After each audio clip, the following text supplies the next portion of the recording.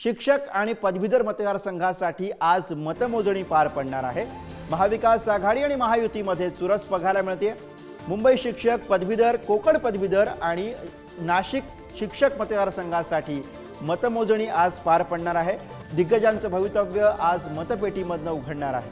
अनिल परब, निरंजन डावखरे आणि किरण शेलार यांची प्रतिष्ठा या निवडणुकीमध्ये पणाला लागलेली आहे।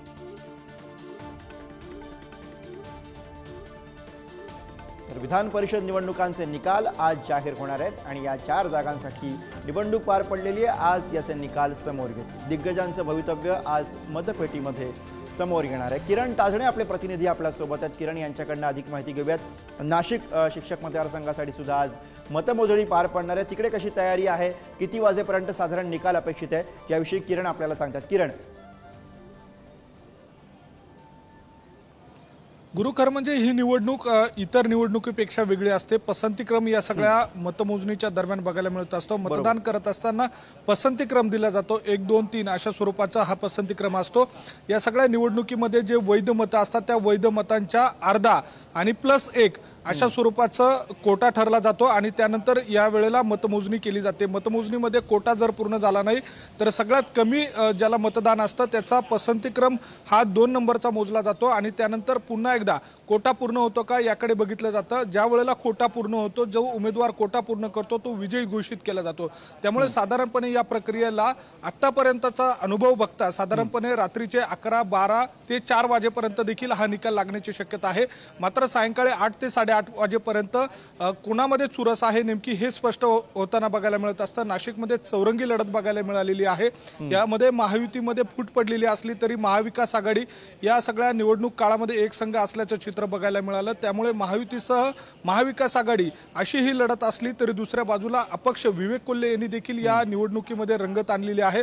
सुरुवातीपासूनच आरोप प्रत्यारोपांच्या फैरीमध्ये ही सगळी निवडणूक गाजलेली होती। डमी उमेदवार असतील किंवा नंतरच्या काळामध्ये साड्या, पैठणी, नथ अशा वाटपाच्या चर्चा देखील नंतरच्या काळात रंगल्या। इतकंच काय तर मतदान केंद्राच्या बाहेर पैसे वाटपाचा देखील विषय या सगळ्या निवडणुकीमध्ये चर्चेचा विषय बनलेला होता। त्यामुळे ही निवडणूक लोकसभा किंवा विधानसभा या निवडणुकींपेक्षा वेगळी आहे। पसंतीक्रम या निवडणुकीला असतो। त्यामुळे या निवडणुकीमध्ये कोण बाजी मारणार हे बघणं महत्त्वाचं बरोबर आहे। निवडणूक अर्थात वेगळी ठरलेली आहे आणि मतमोजणीची प्रक्रिया सुद्धा त्यामुळे अर्थातच वेगळी आहे। त्यामुळे आजचा निकाल नेमका कसा लागतो हे बघायला लागेल। आणि आता थेट जाऊयात, निकेश शार्दूल आपले प्रतिनिधी नवी मुंबईतनं आपल्या सोबत आहेत। ज्या ठिकाणी आज या 3 जागांसाठी, आणखी ज्या 3 जागा आहेत विधान परिषदेच्या, त्यासाठी मतमोजणी होणार आहे, तिथनं निकेश शार्दूल आपल्या सोबत आहेत। निकेश, कशी एकूणच प्रक्रिया राबवली जाणार आहे मतमोजणीची आणि कशी तयारी दिसते?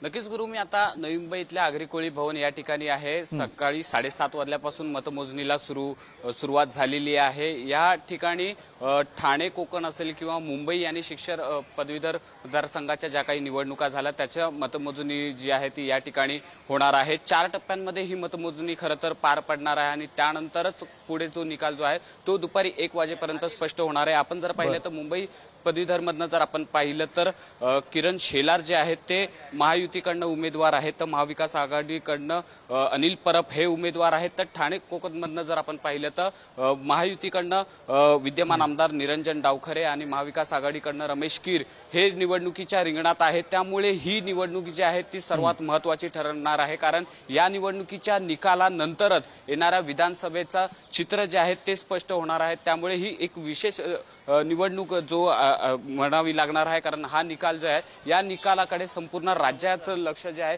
ते लागलेलं आहे आणि त्यामुळे आता ही मतमोजणीची प्रक्रिया जी आहे ती सुरू झालेली आहे। एकूण 4 टप्प्यांमध्ये ही मतमोजणी जी आहे ती पूर्णपणे पार पडणार आहे। आता उमेदवार जे आहेत ते देखील यायला सुरुवात झालेली आहे आणि त्यामुळे आता हा निकाल काय लागतो ह्याकडे सर्वांचं लक्ष लागलेलं जे आहे ते सध्या तरी आपल्याला पाहायला मिळतंय। आता संपूर्ण जो काही निकाल जो आहे तो दुपारी 1 वाजेपर्यंत अपेक्षित आहे। त्यामुळे आता सगळ्यांचं लक्ष जे आहे ते आता ह्या संपूर्ण निकालाकडे लागलेलं आहे। आपण जर पाहिलं तर महाविकास आघाडीचे जे उमेदवार आहेत अनिल परब या ठिकाणी पोहोचलेले आहेत आणि ते देखील आता मतमोजणीचं जो केंद्र आहे त्या ठिकाणी तिथे जाऊन पोहोचणार आहेत। अनिल परब आता सध्या तरी या ठिकाणी पोहोचलेले आहेत। आपण त्यांच्याकडनं प्रतिक्रिया घेण्याची प्रयत्न